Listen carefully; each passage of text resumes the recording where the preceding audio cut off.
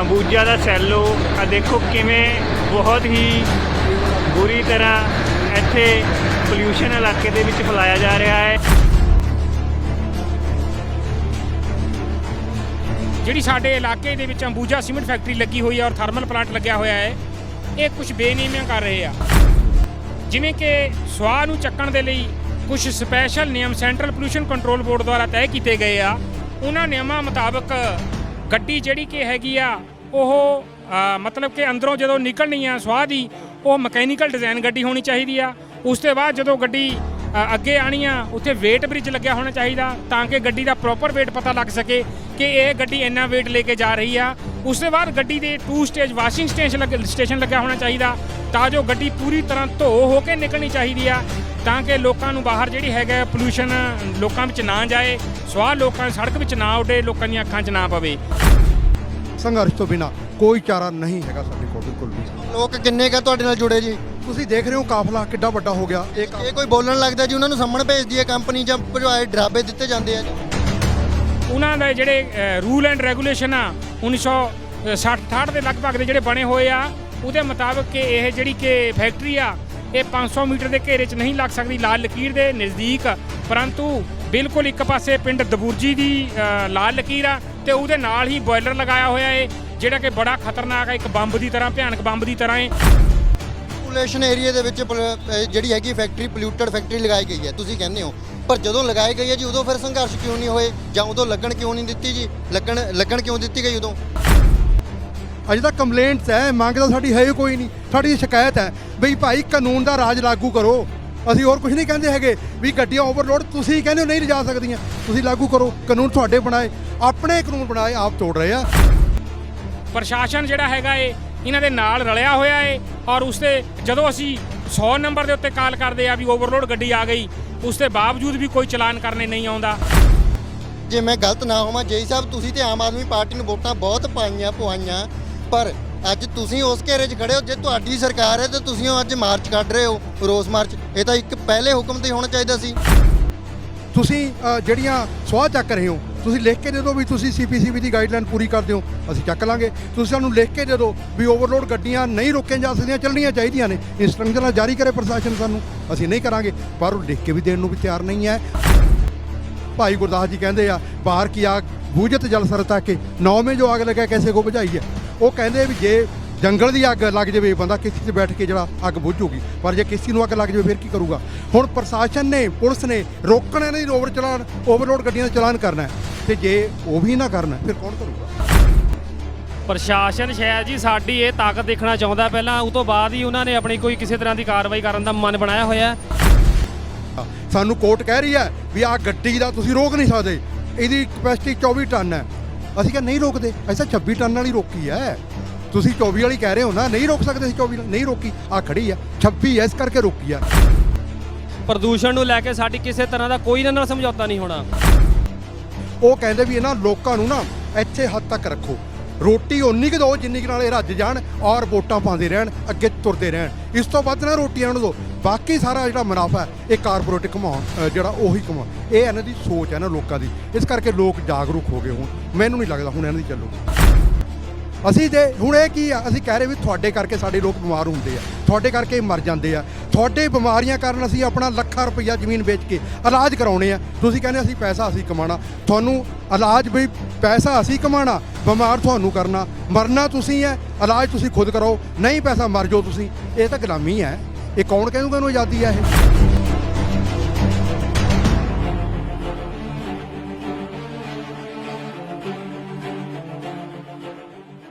ਸਤਿ ਸ਼੍ਰੀ ਅਕਾਲ ਜੀ। ਇਸ ਵੇਲੇ ਅਸੀਂ ਜ਼ਿਲ੍ਹਾ ਰੋਪੜ ਦੇ ਪਿੰਡ ਮਾਲਕਪੁਰ ਵਿੱਚ ਖੜੇ ਹਾਂ, ਜਿੱਥੇ ਇੱਕ ਵੱਡਾ ਰੋਸ ਮਾਰਚ ਕੱਢਿਆ ਜਾ ਰਿਹਾ। ਕਾਫੀ ਲੰਮੇ ਸਮੇਂ ਤੋਂ ਇੱਕ ਇੱਥੇ ਸੀਮੈਂਟ ਫੈਕਟਰੀ ਦੇ ਖਿਲਾਫ ਧਰਨਾ ਪ੍ਰਦਰਸ਼ਨ ਜਿਹੜਾ ਕੀਤਾ ਜਾ ਰਿਹਾ। ਅੰਬੂਜਾ ਸੀਮੈਂਟ ਫੈਕਟਰੀ ਨੂੰਹੋਂ ਕਲੋਨੀ ਦੇ ਖਿਲਾਫ ਪ੍ਰਦਰਸ਼ਨ ਕੀਤਾ ਜਾ ਰਿਹਾ।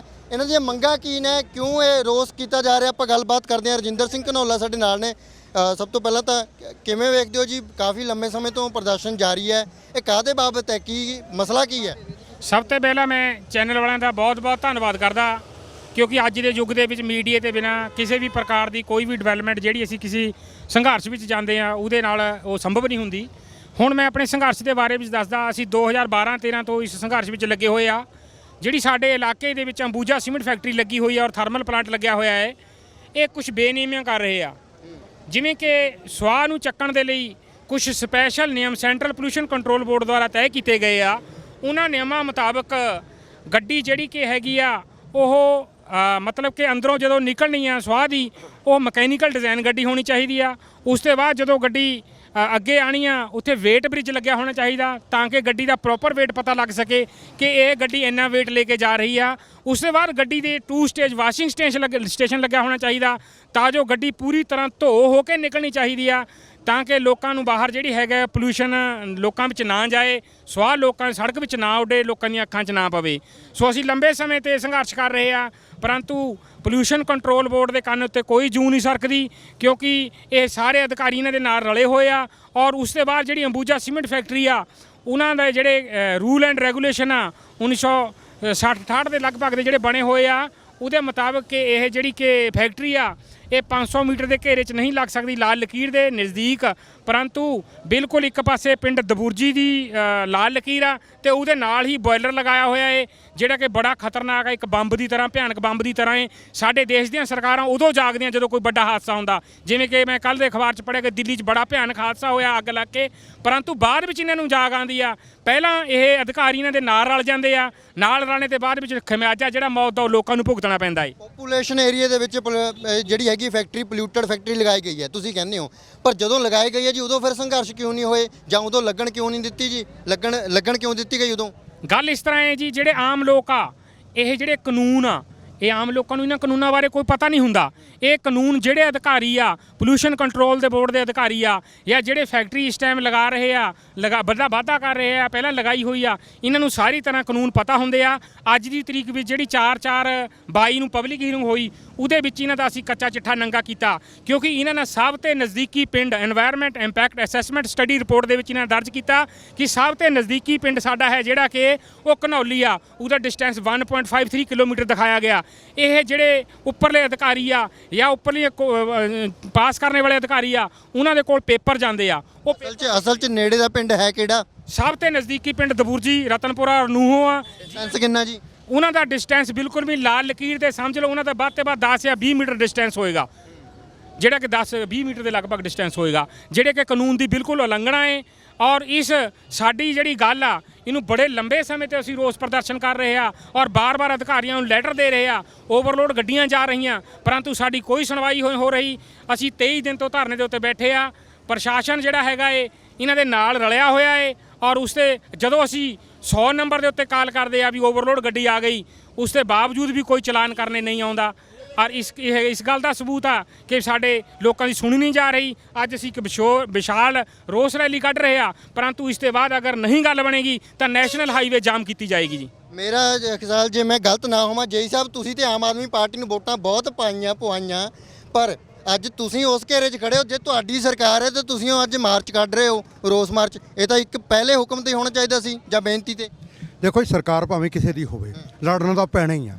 ਸਾਨੂੰ ਆਮ ਆਦਮੀ ਪਾਰਟੀ ਦਾ ਇੰਨਾ ਕੁ ਹੈ, ਜੇ ਪਹਿਲਾਂ ਹੁੰਦੇ ਹੁਣ ਅਸੀਂ ਜੇਲ੍ਹਾਂ 'ਚ ਬੈਠੇ ਹੋਣਾ ਸੀਗਾ, ਸਿਰਫ ਹੋਰ ਸਾਨੂੰ ਕੋਈ ਫਾਇਦਾ ਨਹੀਂ ਹੈਗਾ। ਬਾਕੀ ਲੋਕਾਂ ਦਾ ਪ੍ਰੈਸ਼ਰ ਵਧੇਗਾ ਤਾਂ ਹੀ ਗੱਲ ਜਿਹੜੀ ਆ ਬਣਨੀ ਹੈ। ਇਸ ਤੋਂ ਬਿਨਾ ਲੋਕ ਸੰਘਰਸ਼ ਤੋਂ ਬਿਨਾ ਕੋਈ ਚਾਰਾ ਨਹੀਂ ਹੈਗਾ ਸਾਡੇ ਕੋਲ, ਬਿਲਕੁਲ ਵੀ। ਲੋਕ ਕਿੰਨੇ ਕੁ ਤੁਹਾਡੇ ਨਾਲ ਜੁੜੇ ਜੀ? ਤੁਸੀਂ ਦੇਖ ਰਹੇ ਹੋ ਕਾਫਲਾ ਕਿੱਡਾ ਵੱਡਾ ਹੋ ਗਿਆ। ਜੇ ਕੋਈ ਬੋਲਣ ਲੱਗਦਾ ਜੀ ਉਹਨਾਂ ਨੂੰ ਸੰਮਣ ਭੇਜਦੀ ਹੈ ਕੰਪਨੀ, ਜਾਂ ਭਜਵਾਏ ਡਰਾਬੇ ਦਿੱਤੇ ਜਾਂਦੇ ਆ ਜੀ? ਦੇਖੋ ਸੰਮਣ ਬਿਲਕੁਲ ਇਹਨਾਂ ਦੇ ਨਜਾਇਜ਼ ਨੇ।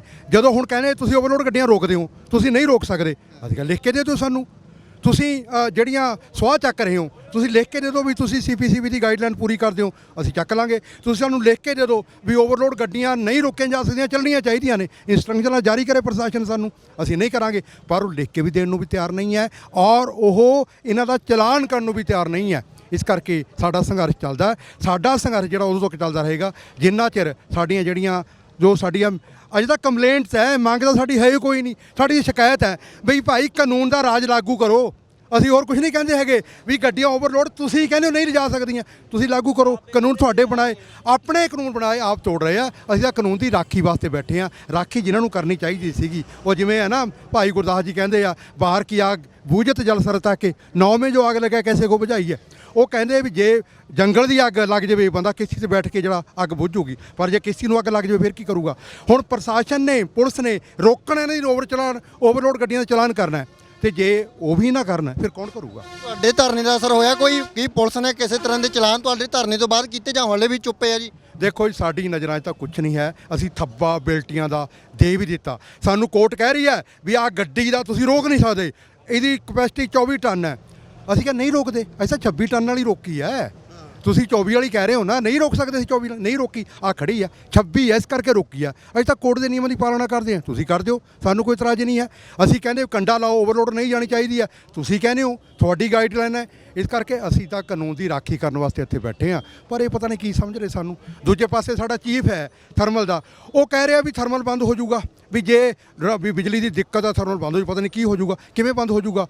ਅੱਜ 20-30 ਸਾਲ ਤੋਂ ਜਿਹੜੀ ਆ ਸੁਆਹ ਸੀਮਿੰਟ 'ਚ ਲੱਗੀ ਪੈਣ, ਪਹਿਲਾਂ ਤਾਂ ਨਹੀਂ ਸੀ ਪੈਂਦੀ, ਪਹਿਲਾਂ ਸਾਰਾ ਜਿਹੜੀ ਸੁਆਹ ਹੈ ਇਹ ਡਾਈਕਾਂ ਜਾ ਰਹੀ ਸੀ, ਹੁਣ ਵੀ ਭੇਜੀ ਜਾਓ ਜੇ ਨਹੀਂ ਮੰਗਦੇ। ਇਹ ਬਿਲਕੁਲ ਟੋਟਲੀ ਅੰਬੂਜਾ ਮੈਨੇਜਮੈਂਟ ਦਾ ਡਰਾਮਾ ਹੈ। ਉਹ ਕਹਿੰਦੇ ਵੀ ਇਹਨਾਂ ਲੋਕਾਂ ਨੂੰ ਨਾ ਇੱਥੇ ਹੱਦ ਤੱਕ ਰੱਖੋ, ਰੋਟੀ ਉਨੀ ਕੁ ਦਿਓ ਜਿੰਨੀ ਕੁ ਨਾਲ ਇਹ ਰੱਜ ਜਾਣ ਔਰ ਵੋਟਾਂ ਪਾਉਂਦੇ ਰਹਿਣ, ਅੱਗੇ ਤੁਰਦੇ ਰਹਿਣ। ਇਸ ਤੋਂ ਵੱਧ ਨਾ ਰੋਟੀਆਂ ਨੂੰ ਦਿਓ, ਬਾਕੀ ਸਾਰਾ ਜਿਹੜਾ ਮੁਨਾਫਾ ਹੈ ਇਹ ਕਾਰਪੋਰੇਟ ਕਮਾਉਣ, ਜਿਹੜਾ ਉਹੀ ਕਮਾ। ਇਹ ਇਹਨਾਂ ਦੀ ਸੋਚ ਹੈ ਨਾ ਲੋਕਾਂ ਦੀ, ਇਸ ਕਰਕੇ ਲੋਕ ਜਾਗਰੂਕ ਹੋ ਗਏ। ਹੁਣ ਮੈਨੂੰ ਨਹੀਂ ਲੱਗਦਾ ਹੁਣ ਇਹਨਾਂ ਦੀ ਚੱਲੂਗੀ। ਜਦੋਂ ਅਸੀਂ ਮੈਨੇਜਮੈਂਟ ਨਾਲ ਗੱਲਬਾਤ ਕਰਦੇ ਹਾਂ ਜੀ ਸਾਹਿਬ, ਉਹ ਕਹਿੰਦੇ ਜੀ ਇਹ ਧਰਨੇ ਲਾ ਲੈਂਦੇ ਆ ਤੇ ਗੱਲ ਆ ਕੇ ਧਰਨਾ ਉੱਥੇ ਚੱਕਣ ਨੂੰ ਤਿਆਰ ਹੋ ਜਾਂਦੇ। ਇਹ ਕਹਿੰਦੇ ਵੀ ਸਾਡੇ ਬੱਚਿਆਂ ਨੂੰ ਨੌਕਰੀਆਂ ਦਿਓ।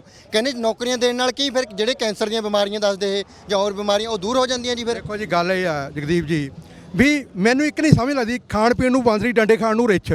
ਵੀ ਜੇਕਰ ਕਿਸੇ ਫੈਕਟਰੀ ਲਾਈ ਜਾਂਦੀ ਹੈ, ਹੁਣ ਤੁਸੀਂ ਦੱਸੋ ਕਾਹਦੇ ਵਾਸਤੇ ਲਾਈ ਜਾਂਦੀ ਹੈ? ਤਾਂ ਕਿ ਲੋਕਾਂ ਨੂੰ ਰੁਜ਼ਗਾਰ ਮਿਲੇ, ਤੇ ਰੁਜ਼ਗਾਰ ਇਹ ਲਿਖਦੇ ਵੀ ਅਸੀਂ ਦੇਣਾ ਵਿੱਚ। ਫਿਰ ਜੇ ਰੁਜ਼ਗਾਰ ਸਥਾਨਕ ਲੋਕਾਂ ਨੂੰ ਦੇ ਦੂੰਗੇ, ਕਿੱਡਾ ਕੁ ਵੱਡਾ ਆਸਾਨ ਹੈ ਇਹਨਾਂ ਵੱਲੋਂ। ਜੇ ਅਸੀਂ ਮੰਗ ਵੀ ਅਸੀਂ ਤੇ ਹੁਣ ਇਹ ਕੀ ਆ, ਅਸੀਂ ਕਹਿ ਰਹੇ ਵੀ ਤੁਹਾਡੇ ਕਰਕੇ ਸਾਡੇ ਲੋਕ ਬਿਮਾਰ ਹੁੰਦੇ ਆ, ਤੁਹਾਡੇ ਕਰਕੇ ਮਰ ਜਾਂਦੇ ਆ, ਤੁਹਾਡੇ ਬਿਮਾਰੀਆਂ ਕਾਰਨ ਅਸੀਂ ਆਪਣਾ ਲੱਖਾਂ ਰੁਪਈਆ ਜ਼ਮੀਨ ਵੇਚ ਕੇ ਇਲਾਜ ਕਰਾਉਣੇ ਆ। ਤੁਸੀਂ ਕਹਿੰਦੇ ਅਸੀਂ ਪੈਸਾ ਅਸੀਂ ਕਮਾਉਣਾ, ਤੁਹਾਨੂੰ ਇਲਾਜ ਵੀ ਪੈਸਾ ਅਸੀਂ ਕਮਾਉਣਾ, ਬਿਮਾਰ ਤੁਹਾਨੂੰ ਕਰਨਾ, ਮਰਨਾ ਤੁਸੀਂ ਹੈ, ਇਲਾਜ ਤੁਸੀਂ ਖੁਦ ਕਰੋ, ਨਹੀਂ ਪੈਸਾ ਮਰ ਜਾਓ ਤੁਸੀਂ। ਇਹ ਤਾਂ ਗੁਲਾਮੀ ਹੈ, ਇਹ ਕੌਣ ਕਹਿੰਦਾ ਇਹਨੂੰ ਆਜ਼ਾਦੀ ਹੈ ਇਹ? ਇਸ ਕਰਕੇ ਅਜਿਹੀ ਗੁਲਾਮੀ ਦੇ ਖਿਲਾਫ ਸਾਡੀ ਲੜਾਈ ਉਦੋਂ ਤੱਕ ਜਾਰੀ ਰਹੂਗੀ ਸਾਨੂੰ ਜਿਸ ਤਰ੍ਹਾਂ ਜਿਉਣ ਦਾ ਅਧਿਕਾਰ ਦੀ ਆਜ਼ਾਦੀ ਸਾਨੂੰ ਨਹੀਂ ਮਿਲ ਜਾਂਦੀ। ਇਸ ਤਰ੍ਹਾਂ ਹੈ ਜੀ, 2 ਕਰੋੜ 84 ਲੱਖ ਰੁਪਈਆ CSR ਦਾ ਇਹ ਇਲਾਕੇ ਦੇ ਉੱਤੇ ਲਗਾਉਂਦੇ ਆ। ਸਾਡੀ ਇਹ ਵੀ ਪਿੱਛੇ ਮੰਗ ਰਹੀ ਕਿ ਵੀ ਜਿਹੜੀਆਂ ਬਿਮਾਰੀਆਂ ਪ੍ਰਦੂਸ਼ਣ ਕਰਕੇ ਕੈਂਸਰ ਵਰਗੀਆਂ ਹੋਰ ਭਿਆਨਕ ਬਿਮਾਰੀਆਂ ਲੱਗ ਰਹੀਆਂ ਏ, ਇਹਨਾਂ ਦਾ ਇਲਾਜ ਅੰਬੂਜਾ ਸੀਮਿੰਟ ਫੈਕਟਰੀ ਦੁਆਰਾ ਹੋਣਾ ਚਾਹੀਦਾ ਏ। ਸਾਡੀ ਇਸ ਮੰਗ ਤੇ ਵੀ ਗੌਰ ਨਹੀਂ ਕੀਤੀ ਜਾ ਰਹੀ। ਤੇ ਉਸ ਦੇ ਬਾਅਦ ਵਿੱਚ ਇਹਨਾਂ ਨਾਲ ਜਿਹੜੀ ਕਿ ਰੁਜ਼ਗਾਰ ਤਾਂ ਦੇਣੇ ਹੀ ਆ, ਉਹ ਕਿਉਂ ਨਾ ਸਥਾਨਕ ਲੋਕਾਂ ਨੂੰ ਦਿੱਤਾ ਜਾਵੇ, ਸਿੱਧਾ ਵੀ ਤੇ ਅਸਿੱਧਾ ਵੀ। ਇਹ ਵੀ ਸਾਡੀ ਇੱਕ ਨਾਲ ਦੀ ਨਾਲ ਕਹਿਣੇ ਵਾਲੀ ਗੱਲ ਹੈ ਕਿ ਵੀ ਰੁਜ਼ਗਾਰ ਵੀ ਲੋਕਾਂ ਨੂੰ ਦੇਣਾ ਜ਼ਰੂਰੀ ਬਣਦਾ ਏ ਔਰ ਪ੍ਰਦੂਸ਼ਣ ਮੁਕਤ ਏਰੀਆ ਹੋਣਾ ਚਾਹੀਦਾ ਏ। ਇਹ ਸਾਡੀ ਮੰਗ ਵੀ ਆ ਔਰ ਸ਼ਿਕਾਇਤ ਵੀ ਆ। ਇਹ ਫਿਰ ਮੰਗ ਹੁਣ ਸਿਰੇ ਤੱਕ ਰਹੂਗੀ ਜਾਂ ਕੁਝ ਮੰਗਾਂ ਤੁਹਾਡੀਆਂ ਆਪਣੀਆਂ ਹੋ ਕੇ ਸ਼ਰਤਾਂ ਦੇ ਨਾਲ ਤੁਸੀਂ ਇਹਨੂੰ ਵੀ ਜਾਇਜ਼ ਠਹਿਰਾ ਦੋਗੇ ਜੀ? ਨਹੀਂ, ਮੈਂ ਤੁਹਾਡਾ ਗੱਲ ਇਸ ਤਰ੍ਹਾਂ ਹੈ, ਅਸੀਂ ਜਿਹੜੀ ਮੰਗ ਆ ਔਰ ਸ਼ਿਕਾਇਤ ਆ, ਅਸੀਂ ਉਹਦੇ ਹਿਸਾਬ ਨਾਲ ਇਹ ਕਹਿੰਦੇ ਵੀ ਕਾਨੂੰਨ ਉਸ ਤਰ੍ਹਾਂ ਲਾਗੂ ਹੋਣਾ ਚਾਹੀਦਾ ਹੈ। ਮੋਡੀਫਾਈ ਗੱਡੀਆਂ, ਬੜੀਆਂ ਲੰਬੀਆਂ ਮੋਡੀਫਾਈ ਗੱਡੀਆਂ ਆਉਂਦੀਆਂ ਏ ਜਿਹੜੇ ਕਿ ਹਾਦਸੇ ਦਾ ਵੱਡਾ ਕਾਰਨ ਬਣਦੀਆਂ ਏ। ਇੱਥੇ ਅੰਬੂਜਾ ਬਾਇਓਮਾਸ ਪਲਾਂਟ ਦੇ ਵਿੱਚ ਬੜੀਆਂ ਲੰਬੀਆਂ ਗੱਡੀਆਂ ਆਉਂਦੀਆਂ, ਉਹ ਹਾਦਸੇ ਦਾ ਕਾਰਨ ਬਣਦੀਆਂ। ਹੁਣ ਨਾ ਟਰਾਲੇ ਭਰ ਕੇ ਨਾ, ਹੁਣ ਟਰਾਲੇ ਭਰ ਕੇ ਜਿਹੜਾ ਬੂੰਗਾ ਸਾਹਿਬ ਹੈ ਜੀ, ਇਹਦੇ ਨਾਲ ਘਾਟ ਸਾਹਿਬ ਗੁਰਦੁਆਰੇ ਦੇ ਉੱਥੇ ਇਹ ਪਾਲਟੀ ਕਰਦੇ ਮਾਲ। ਅੱਛਾ, ਬਠਿੰਡੇ ਸਾਈਡ ਤੇ ਲਿਆਂਦੇ ਬੜੇ ਟਰਾਲੇ ਓਵਰਲੋਡ ਕਰਕੇ। ਸੋ ਬਿਲਕੁਲ, ਸੋ ਮੰਗ ਹੈ ਵੀ ਜਿਹੜੀ ਫੈਕਟਰੀ ਹੈ ਉਹ ਪ੍ਰਦੂਸ਼ਣ ਫੈਲਾ ਰਹੀ ਹੈ ਤੇ ਜਿਹੜੀਆਂ ਵੱਡੀਆਂ ਗੱਡੀਆਂ ਦੇ ਵਿੱਚ ਸੁਆਹ ਜਾ ਰਹੀ ਹੈ ਉਹ ਵੀ ਨਿਯਮਾਂ ਦੇ ਮੁਤਾਬਕ ਨਹੀਂ ਜਾ ਰਹੀ, ਖੁੱਲ੍ਹੇ ਤੌਰ ਤੇ ਲੈ ਕੇ ਜਾਏ ਜਾਂਦੇ ਨੇ। ਪਰ ਇਸ ਦੇ ਵਿੱਚ ਹੁਣ ਪ੍ਰਸ਼ਾਸਨ ਕੀ ਕਰਦਾ ਹੈ ਇਹ ਵੇਖਣ ਵਾਲੀ ਗੱਲ ਹੋਗੀ। ਪਰ ਇਲਜ਼ਾਮ ਇਹ ਵੀ ਨੇ ਕਿ ਪ੍ਰਸ਼ਾਸਨ ਹੁਣ ਤੱਕ ਘੂਕ ਨੀਂਦ ਸੁੱਤਾ ਪਿਆ ਹੈ, ਕਿਸੇ ਵੀ ਤਰ੍ਹਾਂ ਦਾ ਐਕਸ਼ਨ ਨਹੀਂ ਹੋ ਰਿਹਾ। ਇਸ ਕਰਕੇ ਅੱਜ ਵੱਡੇ ਪੱਧਰ ਤੇ ਰੋਸ ਮਾਰਚ, ਟਰੈਕਟਰ ਜਿਸ ਦੇ ਵਿੱਚ ਔਰਤਾਂ ਵੀ ਸ਼ਾਮਲ ਨੇ, ਮੋਟਰਸਾਈਕਲ, ਕਾਰਾਂ, ਉਸ ਫੈਕਟਰੀ ਦੇ ਖਿਲਾਫ ਮਾਰਚ ਕੀਤਾ ਜਾ ਰਿਹਾ ਹੈ।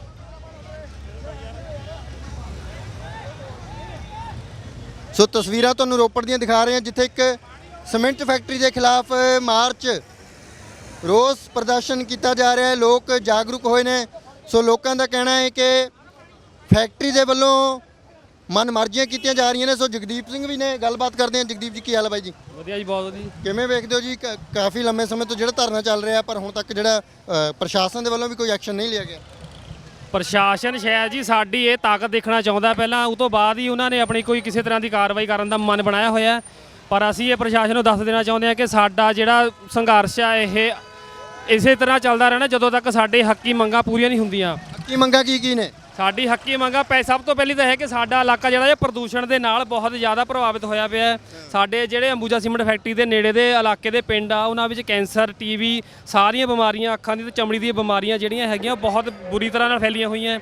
ਦੂਸਰਾ ਸਾਡਾ ਹੈਗਾ ਜੀ ਰੁਜ਼ਗਾਰ ਦਾ। ਅੰਬੂਜਾ ਸੀਮੈਂਟ ਫੈਕਟਰੀ ਤੇ ਥਰਮਲ ਪਲਾਂਟ ਦਾ ਜਿੰਨਾ ਰੁਜ਼ਗਾਰ ਆ ਉਹ 10% ਵੀ ਸਾਡੇ ਲੋਕਾਂ ਨੂੰ ਨਹੀਂ ਮਿਲਿਆ। ਬਹੁਤੇ ਜਿਹੜੇ ਉੱਥੇ ਬਾਹਰੀ ਲੋਕ ਕਾਬਜ ਹੋਏ ਆ ਇਸ ਸਾਰੇ ਕਾਰੋਬਾਰ ਦੇ ਉੱਤੇ, ਸਾਰੇ ਜਿੰਨੇ ਰੁਜ਼ਗਾਰ ਦੇ ਉੱਤੇ। ਤੇ ਸਾਡੀਆਂ ਇਹ ਮੰਗਾਂ ਹੈ ਕਿ ਸਾਡੇ ਲੋਕਾਂ ਨੂੰ ਰੁਜ਼ਗਾਰ ਦਿੱਤਾ ਜਾਵੇ, ਤਾਂ ਜੋ ਇੱਕ ਤਾਂ ਉਹ ਆਪਣੀਆਂ ਸਿਹਤ ਦੇ ਲਈ ਜੋ ਖਰਚਾ ਹੋਣਾ ਹੈ ਉਹ ਆਪਣੇ ਜੋ ਇਹਨਾਂ ਨੂੰ ਇਨਕਮ ਹੋਣੀ ਉਹ ਤੋਂ ਕਰ ਸਕਣ। ਰੁਜ਼ਗਾਰ ਵੈਸੇ ਪੰਜਾਬੀਆਂ ਨੂੰ ਹੈ? ਪੰਜਾਬੀਆਂ ਨੂੰ ਬਹੁਤ ਘੱਟ ਹੈ ਜੀ।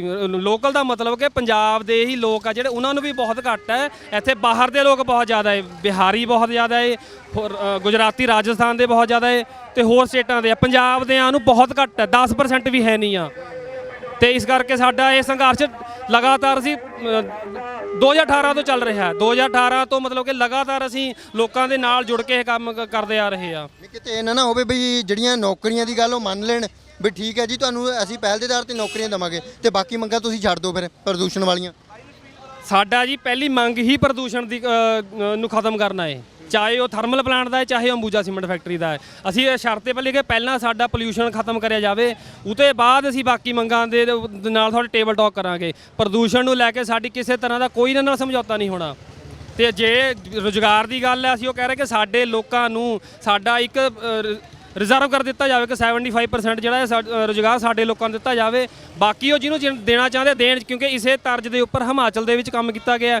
ਕਹਿੰਦੇ ਵੀ ਰਿਜ਼ਰਵ ਕੀਤਾ ਜਾਵੇ, ਇਹ ਨਹੀਂ ਵੀ ਪਹਿਲ ਦੇ ਆਧਾਰ ਤੇ ਨਹੀਂ। ਪਹਿਲ ਦਾ ਮਤਲਬ ਕੀ ਹੁੰਦਾ ਜੀ? ਉੱਥੇ ਫਿਰ ਚੋਰ ਮੋਰੀ ਰਹਿ ਜਾਂਦੀ ਆ ਕਿ ਤੁਹਾਡੇ ਇਲਾਕੇ 'ਚੋਂ ਬੰਦਾ ਮਿਲਿਆ ਹੀ ਨਹੀਂ ਆ। ਹਿਮਾਚਲ ਦੇ ਵਿੱਚ ਰਿਜ਼ਰਵੇਸ਼ਨ ਆ, ਅਸੀਂ ਉਸੇ ਪੈਟਰਨ ਦੇ ਉੱਪਰ ਇਹ ਰੁਜ਼ਗਾਰ ਮੰਗ ਰਹੇ ਆ। ਤੇ ਟਰਾਂਸਪੋਰਟ ਦਾ ਅਸੀਂ ਸਾਰਾ ਕੰਮ ਅਸੀਂ ਲੈਣਾ, ਕਿਉਂਕਿ ਟਰਾਂਸਪੋਰਟ ਦਾ ਕੰਮ ਆ ਜਿਹੜਾ ਉਹ ਲੋਕਲ ਲੋਕਾਂ ਦੇ ਹੱਥਾਂ ਵਿੱਚ ਹੋਊਗਾ ਤਾਂ ਕਿੰਨੇ ਜ਼ਿਆਦਾ, ਜਿੰਨੇ ਉਹਦੇ ਟਰੱਕ ਚੱਲੂਗਾ ਘੱਟੋ ਘੱਟ ਇੱਕ ਪਰਿਵਾਰ ਪਾਲੂਗਾ ਆਪਣਾ ਉਹ। ਹੁਣ ਅਗਰ ਇੱਥੇ 500 ਟਰੱਕ ਚੱਲੂਗਾ ਤਾਂ ਉਹ 500 ਪਰਿਵਾਰ ਪਾਲੂਗਾ, ਤੇ ਉਹ ਤੋਂ ਬਾਅਦ ਸਿੱਧਾ ਪਰਿਵਾਰ ਪਾਲੂਗਾ 500 ਜਿਹੜੇ ਉਹ ਪਰਿਵਾਰ ਅੱਗੇ ਹੋਰ ਖਰਚਾ ਕਰੂਗੇ ਤਾਂ ਆਪਣੇ ਜਾ ਕੇ ਦੁਕਾਨ ਦੇ ਵਿੱਚ ਕੋਈ ਖਰਚਾ ਕਰੂਗਾ ਜਾਂ ਆਪਣਾ ਕਿਸੇ ਹੋਰ ਨਾਲ ਦੇ। ਲੋਕਲ ਟਰਾਂਸਪੋਰਟਰ ਵੀ ਤਾਂ ਹੈਗੇ, ਉਹ ਕਹਿੰਦੇ ਬਹੁਤ ਵਧੀਆ ਜੀ, ਉਹ ਤਾਂ ਵੀ ਚੱਲ ਰਿਹਾ, ਨਾਲੇ ਵਧੀਆ ਸਾਨੂੰ ਤਾਂ ਦਿੱਤਾ ਹੋਇਆ, ਕਹਿੰਦੇ ਲੋਕਲ ਨੂੰ ਦਿੱਤਾ ਹੋਇਆ ਕਹਿੰਦੇ ਟਰਾਂਸਪੋਰਟ।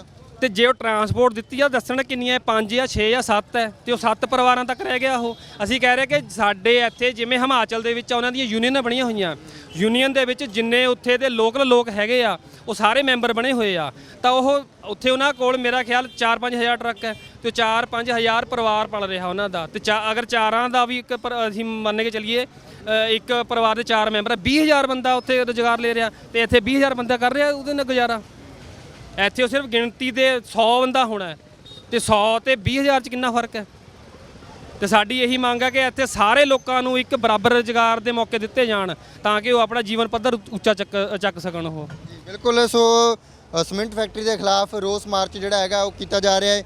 ਔਰਤਾਂ ਵੀ ਸ਼ਾਮਲ ਨੇ, ਬੱਚੇ ਵੀ ਸ਼ਾਮਲ ਨੇ, ਤੇ ਇਹੀ ਹੈ ਮੰਗਾਂ ਉਹਨਾਂ ਦੀਆਂ ਵੀ ਇੱਕ ਤਾਂ ਜਿਹੜੀਆਂ ਗੱਡੀਆਂ ਗੈਰ ਕਾਨੂੰਨੀ ਤਰੀਕੇ ਦੇ ਨਾਲ ਜਾ ਰਹੀਆਂ ਨੇ ਸਵਾਹ ਲੈ ਕੇ, ਉਹਨਾਂ ਨੂੰ ਰੋਕਿਆ ਜਾਵੇ। ਓਵਰਲੋਡ ਹੋ ਕੇ ਵੀ ਜਿਹੜੇ ਗੱਡੀਆਂ ਜਾਂਦੀਆਂ ਨੇ ਇਹ ਵੀ ਦੋਸ਼ ਨੇ। ਪਰ ਇਸ ਮਾਮਲੇ ਦੇ ਵਿੱਚ ਅਸੀਂ ਕੋਸ਼ਿਸ਼ ਕਰਦੇ ਹਾਂ ਵੀ ਅੰਬੂਜਾ ਸੀਮੈਂਟ ਫੈਕਟਰੀ ਦੀ ਮੈਨੇਜਮੈਂਟ ਦੇ ਨਾਲ ਅਤੇ ਪੋਲਿਊਸ਼ਨ ਕੰਟਰੋਲ ਬੋਰਡ ਦੇ ਐਕਸੀਅਨ ਦੇ ਨਾਲ ਗੱਲਬਾਤ ਕਰਦੇ ਹਾਂ, ਉਹਨਾਂ ਦਾ ਕੀ ਕਹਿਣਾ। ਜੇ ਉਹ ਗੱਲਬਾਤ ਹੁੰਦੀ ਹੈ ਸਾਡੀ ਤਾਂ ਉਹ ਵੀ ਤੁਹਾਨੂੰ ਜ਼ਰੂਰ ਸੁਣਾਉਂਦੇ ਹਾਂ। ਸਤਨਾਮ ਸਿੰਘ ਦੇ ਨਾਲ ਜਗਦੀਪ ਸਿੰਘ ਥਲੀ, ਪੰਜਾਬੀ ਲੋਕ ਚੈਨਲ। ਸਰ, ਇੱਕ ਨਾ ਰੋਸ ਮਾਰਚ ਕੱਢਿਆ ਗਿਆ ਜੀ, ਜਿਹਦੇ ਵਿੱਚ ਉਹਨਾਂ ਨੇ ਇਲਜ਼ਾਮ ਲਾਇਆ ਜੀ ਵੀ ਪ੍ਰਸ਼ਾਸਨ ਤੇ ਪੋਲਿਊਸ਼ਨ ਕੰਟਰੋਲ ਬੋਰਡ ਵੀ ਇਸ ਮਾਮਲੇ ਦੇ ਵਿੱਚ ਕੁਝ ਨਹੀਂ ਕਰ ਰਿਹਾ। ਉਹ ਕਹਿੰਦੇ ਜੀ ਲਗਾਤਾਰ ਪ੍ਰਦੂਸ਼ਣ ਹੋ ਰਿਹਾ ਜੀ, ਫੈਕਟਰੀ ਕਰ ਰਹੀ ਹੈ, ਤੇ ਜਿਹੜੀਆਂ ਸਵਾਹ ਦੀਆਂ ਗੱਡੀਆਂ ਜਾ ਰਹੀਆਂ ਨੇ ਜੀ ਉਹ ਗੈਰ ਕਾਨੂੰਨੀ ਤਰੀਕੇ ਨਾਲ ਜਾ ਰਹੀਆਂ, ਕੋਈ ਮਤਲਬ ਕਿ ਮੋਡੀਫਾਈ ਜਿਵੇਂ ਜਾਂ ਪੂਰੀਆਂ ਬੰਦ ਹੋਣੀਆਂ ਚਾਹੀਦੀਆਂ ਲੋਹੇ ਦੀਆਂ, ਉਸ ਤਰ੍ਹਾਂ ਨਹੀਂ ਜਾ ਰਹੀਆਂ ਗੱਡੀਆਂ ਜੀ। ਲੈ ਰਹੇ ਹੋ ਜੀ ਐਕਸ਼ਨ? ਹਾਂ। ਇਹ ਕਦੋਂ ਤੱਕ ਸਰ ਹੋ ਜਾਊਗਾ, ਕਿਉਂਕਿ ਧਰਨਾ ਕਾਫੀ ਲੰਮੇ ਸਮੇਂ ਤੋਂ ਚੱਲ ਰਿਹਾ ਜੀ। ਜਦੋਂ ਹੁੰਦੇ ਅਸੀਂ ਤਾਂ ਰਿਪੋਰਟ ਬਣਾ ਕੇ ਉੱਤੇ ਭੇਜਣੀ ਹੁੰਦੀ ਐਕਸ਼ਨ ਜਿਹੜੇ ਅਧਿਕਾਰੀਆਂ ਨੇ ਲੈਣਾ ਹੁੰਦਾ, ਸਾਡੀ ਪਾਵਰ 'ਚ ਨਹੀਂ ਹੁੰਦਾ ਕਿ ਵੱਡੀ ਇੰਡਸਟਰੀ ਹੈ, ਛੋਟੀ ਇੰਡਸਟਰੀ ਨਹੀਂ ਹੈਗੀ ਜੀ। ਫਿਰ ਅਸੀਂ ਰਿਪੋਰਟ ਭੇਜੀ ਹੋਈ ਹੈ ਉੱਤੇ, ਸਮੇਂ ਸਾਰੀਆਂ ਰਿਪੋਰਟਾਂ ਗਈਆਂ ਹੋਈਆਂ। ਅੱਛਾ, ਜਿੰਨੀ ਵੱਡੀ ਇੰਡਸਟਰੀ ਹੋਊਗੀ ਉਹਨਾਂ ਵੱਡਾ ਆਫੀਸਰ ਸਰ? ਬਿਲਕੁਲ ਕੰਪੀਟੈਂਸੀ ਹੁੰਦੀ ਹੈ ਜੀ ਡਿਸਾਈਡ ਕਰਨ ਦੀ। ਤੇ ਹੁਣ ਇਹਨਾਂ ਦੇ ਖਿਲਾਫ ਜਾਏਗੀ ਜੀ ਰਿਪੋਰਟ? ਇਹਨਾਂ ਦੇ ਖਿਲਾਫ ਹੀ ਗਈ ਜੀ, ਇੱਥੇ ਜਿਹੜੀ ਮੇਰੇ ਕੋਲ ਜੋ ਵੀ ਰਿਪੋਰਟ ਗਈ ਅੱਜ ਤੱਕ ਇੰਨੀ ਇਹਨਾਂ ਦੇ ਖਿਲਾਫ ਹੀ ਗਈ। ਤੇ ਹੁਣ ਤੱਕ ਸਰ ਐਕਸ਼ਨ ਨਹੀਂ ਹੋਇਆ ਜੀ, ਇਹ ਕਾਰਨ ਕੀ ਹੋ ਸਕਦਾ ਜੀ ਫਿਰ? ਇਹਦੇ ਬਾਰੇ ਮੈਂ ਕੋਈ ਕਮੈਂਟ ਨਹੀਂ ਕਰ ਸਕਦਾ ਜੀ। ਚਲੋ ਬਹੁਤ ਸ਼ੁਕਰੀਆ Ashok sir, thank thank you. You.